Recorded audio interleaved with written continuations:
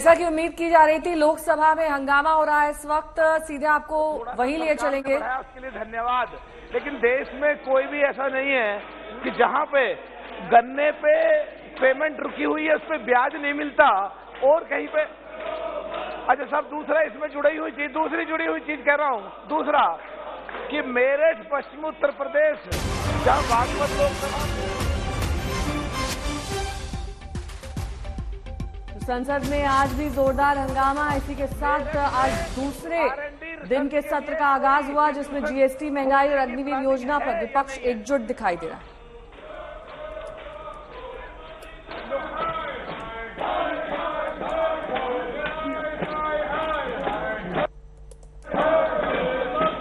माननीय मंत्री जी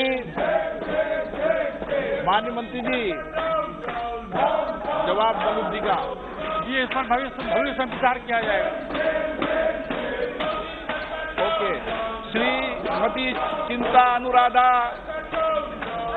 Thank you, sir. A Center for Excellence with an expenditure of 10 crores in non-thermal processing was recently inaugurated at National Institute of Food Technology, Entrepreneurship and Management, Tanjavur, with an aim to promote next generation technologies and meeting global standards in research and academics in the field of food processing. Does the government propose to establish any such centers in the state of Andhra Pradesh? Thank you, sir.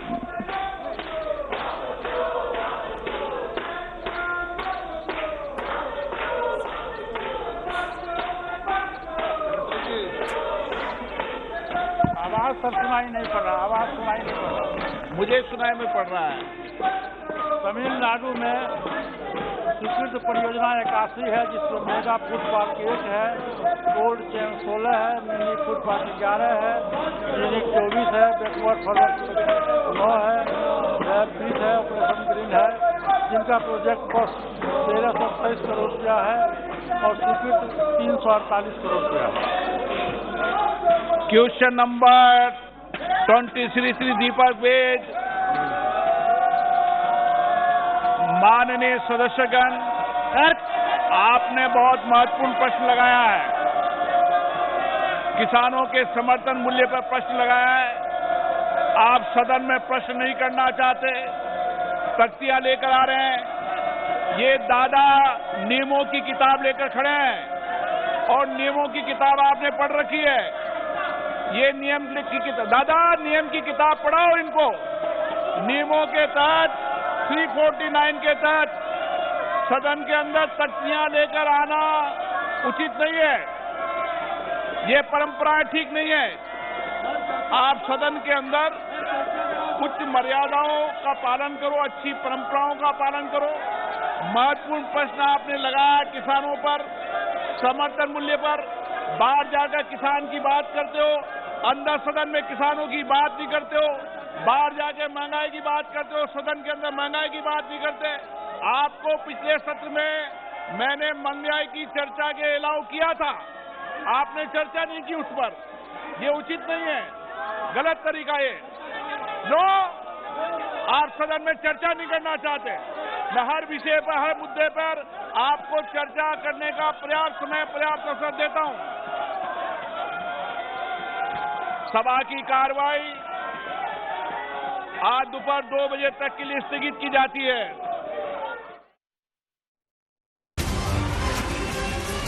बड़ी खबर आपको बता दें, 2 बजे तक के लिए कार्रवाई को स्थगित किया गया है। लोकसभा में विपक्ष का जोरदार हंगामा हुआ। वहां स्पीकर को यह भी कहना पड़ा कि तख्तियां लेकर अंदर नहीं आना चाहिए। जीएसटी और महंगाई पर विपक्ष का यह हंगामा इतना बढ़ा कि अभी फिलहाल कार्रवाई को 2 बजे तक के लिए स्थगित किया गया है। तो लोकसभा हंगामे के बाद स्थगित हो गई है। 2 बजे तक के लिए लोकसभा को स्थगित किया गया। राज्यसभा, लोकसभा दोपहर 2 बजे तक के लिए स्थगित। आपको इस बीच जानकारी दे दें, क्योंकि वहां विपक्ष लगातार हंगामा कर रहा था, जिसकी वजह से लोकसभा और राज्यसभा दोनों जगहों पर 2 बजे तक के लिए स्थगन किया गया है। गन्ने पे पेमेंट रुकी हुई है, उस पर ब्याज नहीं मिलता और कहीं पे।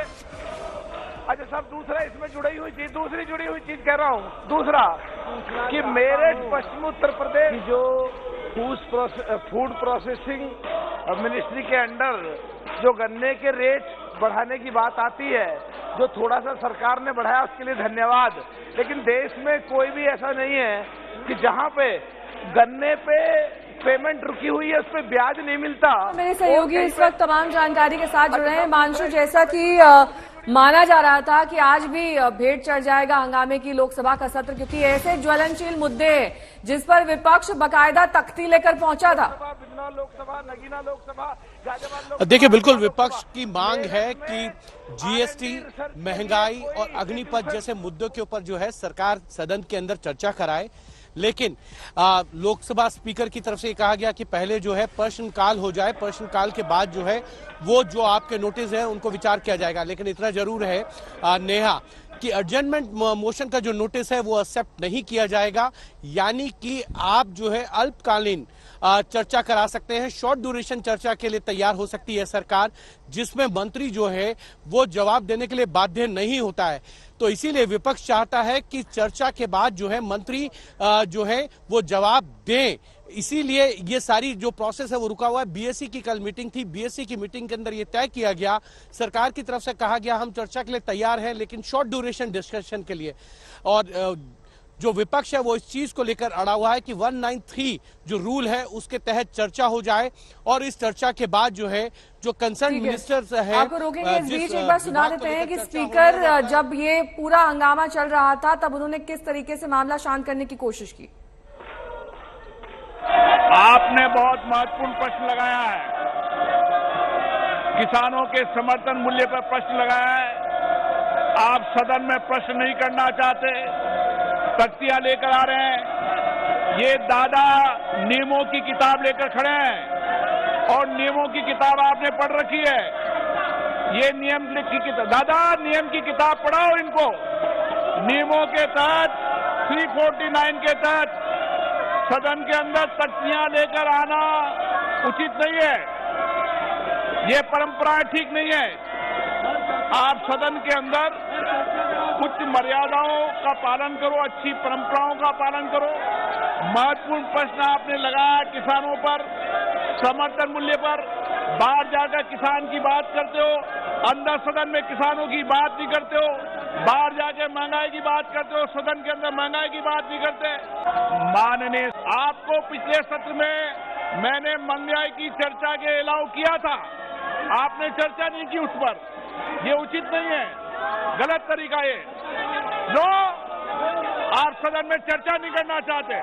मैं हर विषय पर, हर मुद्दे पर आपको चर्चा करने का पर्याप्त समय, पर्याप्त अवसर देता हूं। सभा की कार्रवाई आज दोपहर 2 बजे तक के लिए स्थगित की जाती है।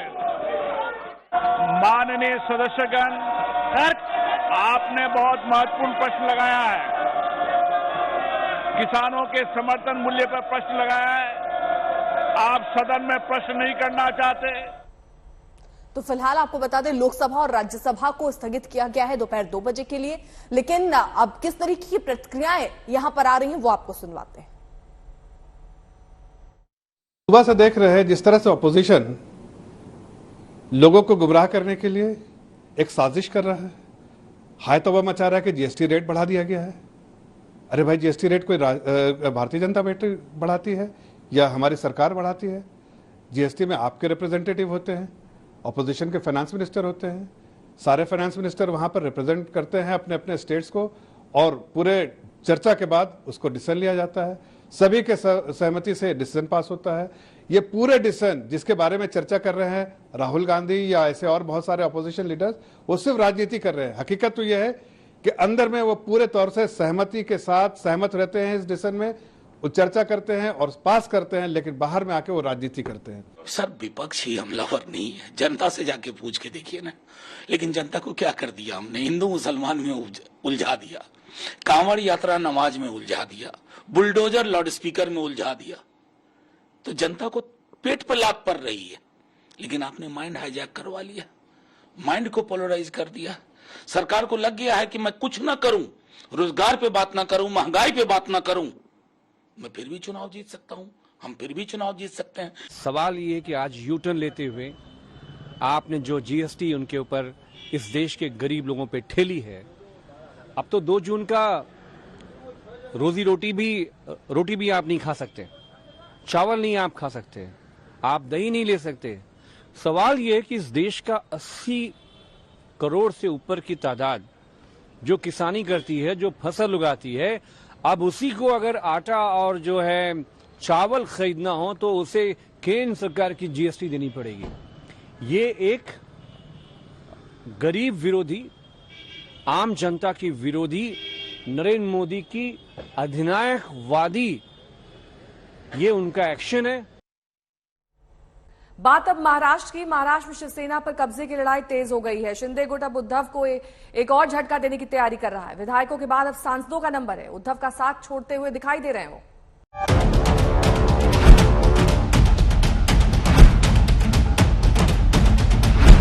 पहले विधायकों ने छोड़ा उद्धव का साथ, अब शिवसेना के सांसदों की बारी। क्या अब उद्धव को संसदीय झटका देंगे शिंदे? ये सरकार नहीं चलेगी, ये सरकार नहीं चलेगी। और जो शिवसेना का नाम लेकर जो अपना दुकान चला रहे हैं ना, ये उनकी दुकान भी बंद हो जाएगी।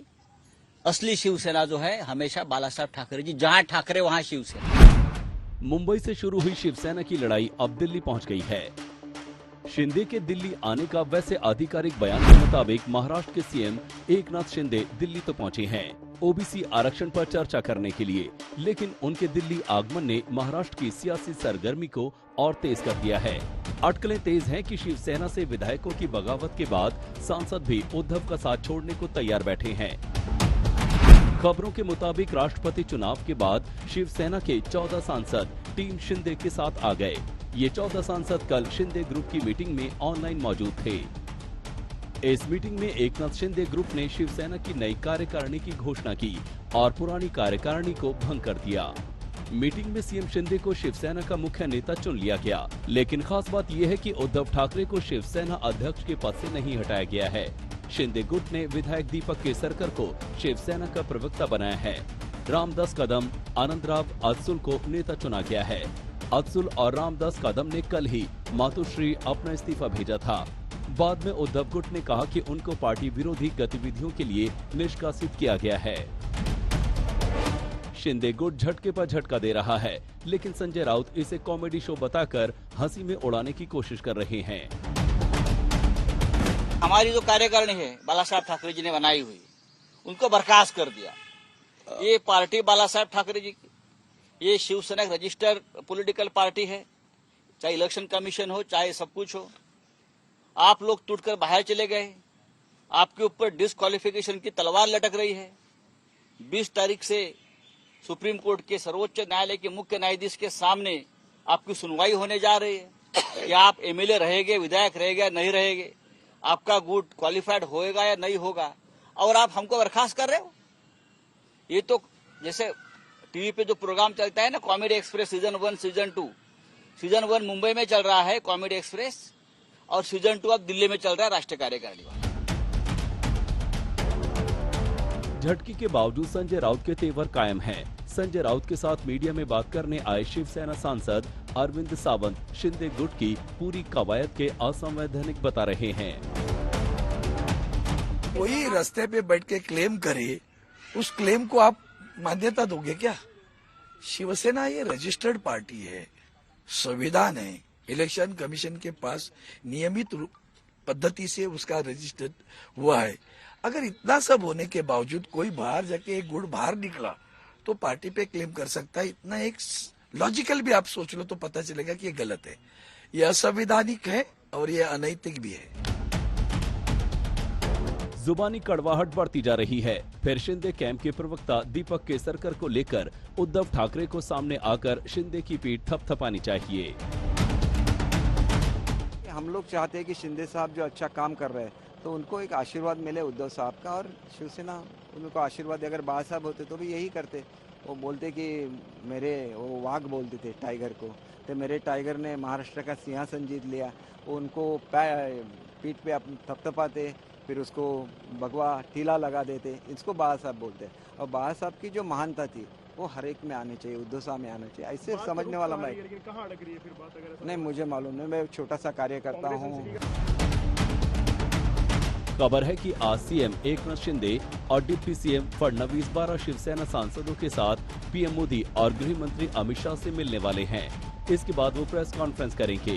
साफ है, दिल्ली के मौसम की तरह महाराष्ट्र का सियासी पारा गर्म रहने वाला है। मुंबई से ऋत्विक मंडल के साथ साहिल जोशी, मुंबई आज तक। हिजाब को लेकर एक बार फिर विवाद छिड़ चुका है। रविवार को हुई नीट की परीक्षा के दौरान कुछ शहरों में मुस्लिम छात्राओं ने जबरन हिजाब उतरवाने का आरोप लगाया, जिस पर भारी हंगामा हुआ।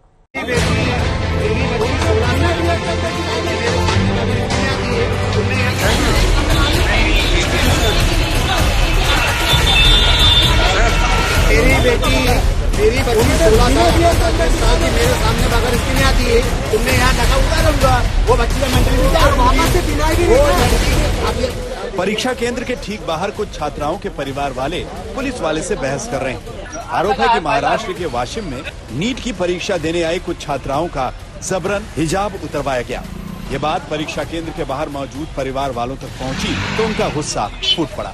मेरी बच्ची 16 साल की मेरे सामने अगर इसकी नहीं आती है। छात्राओं का आरोप है कि परीक्षा केंद्र में नकाब और हिजाब उतरवाया गया। जब कुछ छात्राओं ने इसका विरोध किया तो उन्हें धमकाया गया। वाशिम में गोटे कॉलेज में आए तो उन्होंने मतलब बाहर से ही हमको वापस कर दिया। पहले अंदर ले लिया, फिर बोला कि अब हिजाब और बुर्खा उतार के आओ। तो फिर हम बोले उनको कि मतलब 1 घंटा पहले आए तो अलाउ है, आप चेक कीजिए पूरा और हमें अंदर जाने दीजिए। तो उन्होंने हमसे बहुत बहस की, उसके बाद जाने भी नहीं दिया अंदर। फिर हमको बाहर भेजा और हमको बाहर रोड पर बुर्खा भी उतारने लगाया और हिजाब भी उतारने लगाया। परिवार वालों की शिकायत के बाद पुलिस अब पूरे मामले की जांच कर रही है ताकि आरोपों की सच्चाई का पता लगाया जा सके। हिजाब के नाम पर बदसलूकी के आरोपों का सच सामने लाया जा सके। एक मातोश्री शांताबाई गोटे महाविद्यालय है, वहाँ पर कुछ मुस्लिम विद्यार्थिनी थे तो वो बुर्खा डाल के आए थे। बुर्खा निकालो बोल के इस बारे में वहाँ पर उनको रोका गया था। हिजाब पर कुछ ऐसा ही विवाद कोटा में भी उठ खड़ा हुआ, जहां हिजाब पहनकर नीट की परीक्षा देने आई छात्राओं को परीक्षा केंद्र के गेट पर ही रोक दिया गया। काफी देर तक छात्राओं की परीक्षा ऑब्जर्वर से बहस हुई। इसे लेकर परीक्षा केंद्र पर हंगामे की स्थिति रही। पटना में टेरर मॉड्यूल के खुलासे के बाद से लगातार साजिशों का सच सामने आता जा रहा है और नई जानकारी सामने आई है कि पीएफआई बिहार के अलग अलग जिलों में सेंटर बनाकर अपनी साजिश को अंजाम देने की तैयारी में है। इस खबर पर रहेंगे हम, लेकिन इससे पहले बड़ी खबर आ रही है। आपको बता दें, अग्निपथ योजना को लेकर सुप्रीम कोर्ट में सुनवाई शुरू हो चुकी है और इस योजना के लिए दरअसल वहां याचिका लगाई गई थी। अग्निपथ योजना पर सुप्रीम कोर्ट में सुनवाई शुरू हो चुकी है। तो जिस तरीके से ये योजना लाई गई, उसको लेकर आपत्ति विपक्ष की तरफ से जताई गई थी कि इसमें सिर्फ 4 साल की नौकरी, उसके बाद क्या, क्योंकि 75% लोगों को रिटायर कर दिया जाएगा, यानी नौकरी से सेवानिवृत्त कर दिया जाएगा, बाकी को आगे पद में रहने दिया जाएगा, जिसको लेकर सभी मामले देखिए। इस बीच बड़ी खबर आ रही है, दिल्ली हाईकोर्ट में ट्रांसफर हो गए हैं। अग्निपथ योजना पर सुप्रीम कोर्ट में सुनवाई हुई और सुनवाई के बाद ये बातें। संजय शर्मा हमारे साथ, हमारे सहयोगी इस वक्त जुड़ चुके हैं और जानकारी के साथ। संजय, यहाँ सुप्रीम कोर्ट ने इस मामले की सुनवाई की और सुप्रीम कोर्ट ने कहा कि वो अलग अलग हाईकोर्ट में दर्ज एफआईआर को, इस मामले में जो याचिकाएं दायर की गई हैं अलग अलग हाईकोर्ट में, उन्हें दिल्ली हाईकोर्ट ट्रांसफर कर देगा। दिल्ली हाईकोर्ट ही इस मामले की सुनवाई करेगा। कोर्ट ये चाहता है कि पहले दिल्ली हाईकोर्ट ही इस मामले की सुनवाई करे, इसके बाद मामला सुप्रीम कोर्ट तक आए। यानी हाईकोर्ट की इस पूरे मामले पर क्या सोच है वो सुप्रीम कोर्ट के सामने आनी चाहिए। उसके बाद फिर जो भी पक्ष जिसको ग्रीवेंसेस होगी, जो असंतुष्ट होगा हाईकोर्ट के फैसले से, वो सुप्रीम कोर्ट आ सकता है। यानी जो न्याय का नेचुरल प्राकृतिक न्याय का सिस्टम है, सुप्रीम कोर्ट ने उसे लागू किया है। ठीक है, बहुत बहुत शुक्रिया इस तमाम जानकारी के लिए आपका।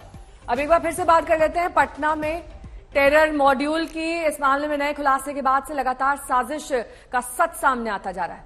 जो नई जानकारियां आ रही हैं वो दिखा रही हैं कि पीएफआई बिहार के अलग अलग जिलों में सेंटर बनाकर अपनी साजिश को अंजाम देने की तैयारी में था।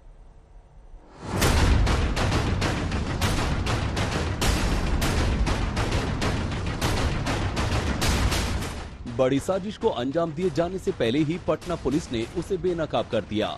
उस साजिश के जाल में कैसे युवकों को बरगला कर फंसाया जा रहा था, कैसे पूरे राज्य में अमन शांति के दुश्मन अपनी साजिशों से पैठ बनाने में जुटे थे। अब इस पर बेहद चौंकाने वाला खुलासा हुआ है।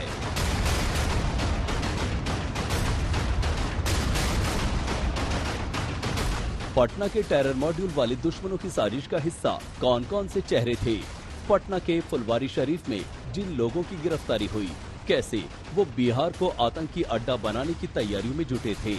ऐसे कई सवाल हैं। पुलिस और सुरक्षा एजेंसियों के लिए अब तक ये सवाल अबूझ पहेली की तरह थे, क्योंकि पहले न तो साजिश सामने आई थी और न ही पीएफआई के ये चेहरे जो आरएसएस और सरकार के खिलाफ जहर उगलकर लोगों को भड़काने में जुटे थे, समाज को बांटने में जुटे थे। आज जो हुकूमत यहाँ पर जिस तरीका से नंगा नाच कर रही है, फिस्ताई हुकूमत जो आरएसएस के इशारों पे काम कर रही है, हम तमाम मुसलमानों को और हिंदुस्तान के तमाम मजलूमीन तबका को एक साथ आकर खड़ा होने की ज़रूरत है। आज पॉपुलर फ्रंट ऑफ इंडिया निशाना है, कल जिस तरफ किसान को निशाना बनेगा, इसी तरह करके तमाम लोगों को जो उसके आइडियोलॉजी के खिलाफ आवाज़ बुलंद करेंगे, सबको एक एक करके निशाना बनाया जाएगा। आरएसएस के खिलाफ भड़काऊ बयान देने वाले इस शख्स का नाम है सनाउल्लाह। ये अब पटना पुलिस की एफआईआर में मोस्ट वांटेड है। दरभंगा का रहने वाला सनाउल्लाह बिहार पीएफआई का जनरल सेक्रेटरी है, लेकिन अभी फरार है। फुलवारी शरीफ मामले में इसकी तलाश के लिए पुलिस दरभंगा में छापेमारी की है। एफआईआर में कुल 26 आरोपियों के नाम हैं, उनमें से 6 गिरफ्तारी भी हो चुकी हैं, लेकिन सनाउल्लाह फरार है। दरभंगा का ही दूसरा आरोपी मुश्तकीम भी फरार है। 18 अन्य आरोपियों का भी सुराग नहीं। पुलिस लगातार दबिश डाल रही है कि साजिश रचने वालों को जल्द से जल्द दबोचा जाए। इसी के खिलाफ पीएफआई कार्यकर्ताओं ने दरभंगा में रविवार को प्रदर्शन किया। पीएफआई के झंडे लहराए और जमकर नारेबाजी की। पीएफआई का आरोप है कि पुलिस उनके लोगों को फर्जी इल्जाम लगाकर फंसाने में जुटी हुई है। पटना में अभी 2 लोगों की गिरफ्तारी हुई है और पुलिस ने एक मनगढ़ंत कहानी गढ़ा है और उसके बाद उन लोगों की गिरफ्तारी करके हमारे पॉपुलर फ्रंट के जो स्टेट की टीम है, हमारे जो लीडर लोग हैं, 26 लोगों को उस अवैध कांड से जोड़ दिया गया है। अच्छा। और इस तरह से हमारी ऑर्गेनाइजेशन को टेररिस्ट से जोड़ने की एक नापाक कोशिश जो है पुलिस कर रही है, उसी के खिलाफ हम लोग यहाँ खड़े हुए हैं।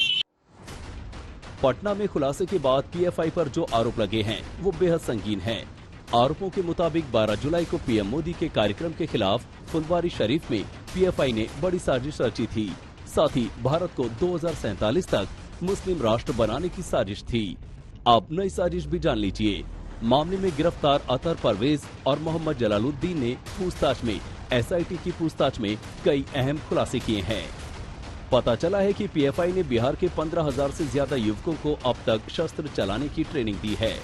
इस ट्रेनिंग के लिए पीएफआई ने बिहार के 15 जिलों में अपने कैंप ऑफिस खोले थे। पीएफआई ने ट्रेनिंग सेंटर का मुख्यालय पूर्णिया को बनाया था, क्योंकि वहां सीमांचल से बड़ी संख्या में युवक आते थे। आरोपियों के बयान के मुताबिक ट्रेनिंग देने के लिए बेरोजगार और अनपढ़ युवकों को पीएफआई टारगेट करता था, उनका ब्रेन वॉश किया जाता था। फुलवारी शरीफ टेरर मॉड्यूल की जांच में जुटी एसआईटी ने पूर्णिया में भी छापेमारी की है। वहां से एक रजिस्टर हाथ लगा है जिसमें ट्रेनिंग लेने वालों के नाम और नंबर मिले हैं।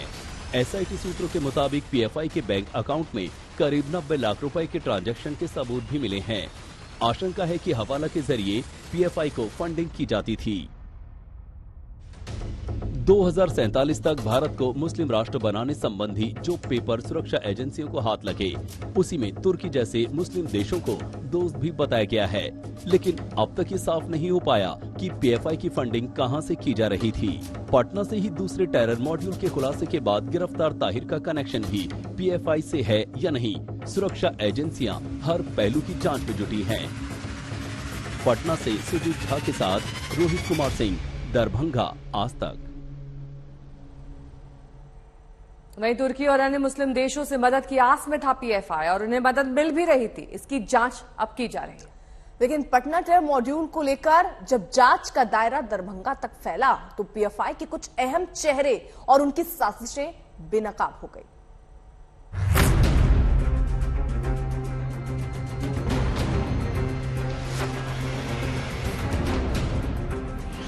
टेरर मॉड्यूल की जांच के दो अहम सेंटर बन गए हैं। एक है पटना, जहां 11 जुलाई को आतंकी साजिश का पर्दाफाश हुआ, और दूसरा दरभंगा, जहां पीएफआई ने अपनी गहरी पैठ बनाई है।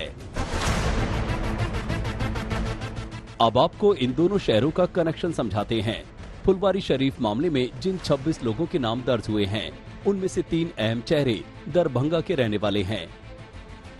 पहला चेहरा है सनाउल्लाह का, जो बिहार पीएफआई का जनरल सेक्रेटरी है, ये अभी गायब है। दूसरा चेहरा है मुस्तकीम का, जो पुलिस की फाइल में अभी फरार है।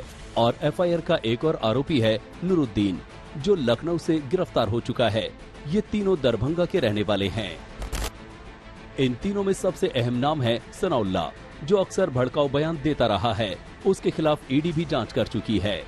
अगर इस मुल्क का सबसे बड़ा कोई दुश्मन है तो वो आरएसएस संघ परिवार है, और ये popular front of India RSS और संघ परिवार के आइडियोलॉजी के खिलाफ शुरू से अनकम्प्रोमाइज तरीके से काम कर रही है। क्योंकि अगर इस मुल्क को बचाना है तो यहाँ से आरएसएस को खत्म करना होगा, आरएसएस के मानने वाले को भगाना होगा, तभी इस मुल्क को हम बचा सकते हैं। क्योंकि आप देखिए, कई सालों से हिंदुस्तान सदियों से तमाम धर्म के लोग एक साथ में रहे, लेकिन आप देखिएगा कि कभी भी हिंदू मुस्लिम प्रॉब्लम नहीं हुआ।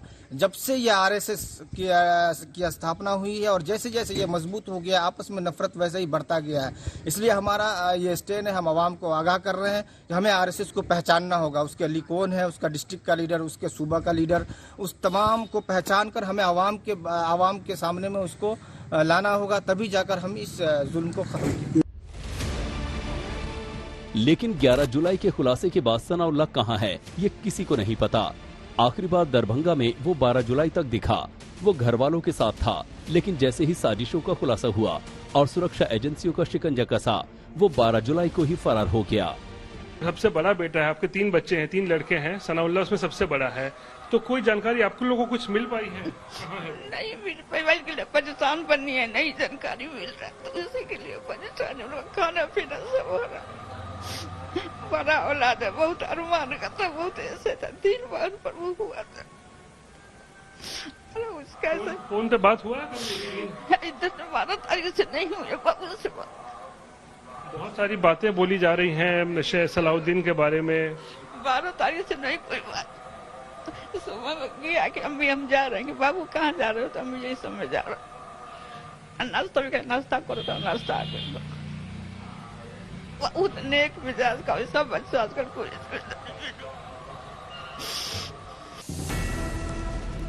आज तक की टीम दरभंगा में सनाउल्लाह के घर पहुंची। घर वालों ने कबूला कि वो पीएफआई से जुड़ा है, लेकिन वो किसी भी देशद्रोही साजिश में शामिल नहीं। देखिए, बात तो सही है, सनाउल्लाह जो है पीएफआई से जुड़ा हुआ है और बिहार का जनरल सेक्रेटरी भी है, ये भी बात सही है। लेकिन जिस तरह से आरोप लगाया जा रहा है, ये आरोप बिल्कुल निराधार है, ऐसा कुछ नहीं है। ये दूसरे संगठन का बुक दिखा करके जो है इसको बदनाम करने की साजिश रची जा रही है। ये सब मनगढ़ंत साजिश है और इसका सच्चाई से कहीं कोई लेना देना नहीं। एमबीए और एलएलबी की पढ़ाई कर चुका है सनाउल्लाह। उस पर आरोप लगे हैं कि 6-7 जुलाई को पटना के फुलवारी शरीफ में पीएफआई की बैठक हुई थी। उसी बैठक में रची गई थी पीएम मोदी के कार्यक्रम के खिलाफ साजिश। उस साजिश का हिस्सा सनाउल्लाह के अलावा उसका पड़ोसी मुस्तकीम भी था। आज तक संवाददाता रोहित कुमार सिंह ने गंभीर आरोपों को लेकर मुस्तकीम से बात की। तो फिर आपका नाम मतलब कैसे आया इसमें? देखिए सर, मैं आज तक अभी भी यही बात से कंफ्यूज हूँ कि सर मेरा इससे कोई लेना देना नहीं है। मैं इसको जानता तक नहीं हूँ, कोई लेना देना नहीं मेरा, फिर भी मेरे को इसमें घसीटा जा रहा, मेरा एफआईआर दर्ज करवा दिया गया। नहीं तो आप कभी पीएफआई के कोई मीटिंग में गए, कोई बैठक में गए हैं कभी? कोई मीटिंग है, कोई बैठक नहीं है सर। सर पीएफआई का वो गांव में प्रोग्राम हुआ था, तो गांव के 90% लोग उसमें ऐड हुए थे। गांव के 90% लोग देखने गए थे कि इसमें हो क्या रहा है, कैसे लोग आ रहे हैं, क्या चल रहा है उसमें। तो मैं भी सर वैसे गांव में जहाँ पे मैं रहता हूँ उससे थोड़ी दूर हुआ था, क्या बोलते हैं, वो प्रोग्राम हुआ था। उस प्रोग्राम में सर मैं गया था देखने उखने के लिए। उसके बाद सर ये लगभग 5-7 साल पहले की बात है, उसको सर देखने के लिए मेरा नाम एफआईआर दर्ज करा दिया। जैसा मैं बता रहा हूँ कि सर 90% लोग उसमें ऐड हुआ, तो 90% में सर इसमें मैंने कोई क्राइम थोड़ी किया था। कोई भी अगर कोई प्रोग्राम होता है उसमें कोई लोग जाता है तो सर कोई क्राइम थोड़ी करता है उसमें जाने के लिए। इल्जाम से इनकार कर रहे मुस्तकिम की माने तो वो कहीं फरार नहीं हुआ, लेकिन बिहार पुलिस उसकी तलाश में एड़ी चोटी का जोर लगा रही है। दरभंगा में और कुछ अन्य जिलों में लगातार छापेमारी हो रही है ताकि सनाउल्लाह के साथ साथ अन्य फरार आरोपियों को दबोचा जा सके। 26 जो है संदिग्ध हैं उनका नाम एफआईआर में दर्ज है, जिनमें से 6 को गिरफ्तार किया जा चुका है और दरभंगा के भी 3 संदिग्ध हैं जिनकी पुलिस को तलाश थी, जिसमें से एक नूरुद्दीन गिरफ्तार हो चुका है और बाकी 2 मुस्तकीन और सनाउल्लाह की तलाश दरभंगा में लगातार की जा रही है। उसी कड़ी में सनाउल्लाह के और मुस्तकीन के ठिकानों पर भी पुलिस ने छापेमारी की है। लेकिन इसी बीच जो पॉपुलर फ्रंट ऑफ इंडिया के जो कार्यकर्ता है, जो मेंबर्स हैं, उन्होंने दरभंगा में कल एक विरोध रैली निकाली और पीएफआई के झंडे लहराए। पुलिस 20 आरोपियों की तलाश कर रही है। एसआईटी भी गिरफ्तार आरोपियों से पूछताछ में जुटी है ताकि इस साजिश का कच्चा चिट्ठा सामने आ जाए। पटना से सुजीत झा के साथ रोहित कुमार सिंह, दरभंगा, आज तक। और इस बीच बड़ी खबर ये आ रही है कि पीएफआई पर बैन लगाने की मांग अब जोर पकड़ रही है। लगातार इस संगठन से जुड़े जो सबूत सामने आ रहे हैं उसको लेकर ये कहा जा रहा है कि जल्द इस संगठन पर बैन लगाया जाए। बीजेपी सांसद किरोड़ीलाल मीणा ने ये आवाज उठाई। मैंने शिकायत में मैंने एक पत्र माननीय मुख्यमंत्री जी को लिखा है, वहां के आलाप सर को भेजा है और यहाँ केंद्रीय गृह राज्य मंत्री जो इंटरनल सिक्योरिटी देखते हैं उनको दिया है। और मैंने उसमें मांग यही की है कि इसमें जांच की जाए, सच्चाई पता किया जाए, ये कोई सिरफिरे का तमाशा है या इसमें किसकी वास्तविकता पता की जाए और तदनुकूल समुचित कदम उठाए जाए। हो सकता है किसी ने वैसे ही लिख दिया हो, डाल दिया हो और इसमें गंभीरता, मेरे को गंभीरता लगती है क्योंकि मैंने करौली की हिंसा हो, भीलवाड़ा की हिंसा हो, उदयपुर की हिंसा हो और इससे पहले जहां जहां इस ढंग की वारदातें हुई हैं मैंने बढ़ चढ़ के उनमें पार्टिसिपेट किया है। तो लगता तो ऐसा ही है कि किसी संगठन से जुड़े हुए, किसी अतिवादी संगठन से जुड़े हुए व्यक्ति का हाथ हो सकता है।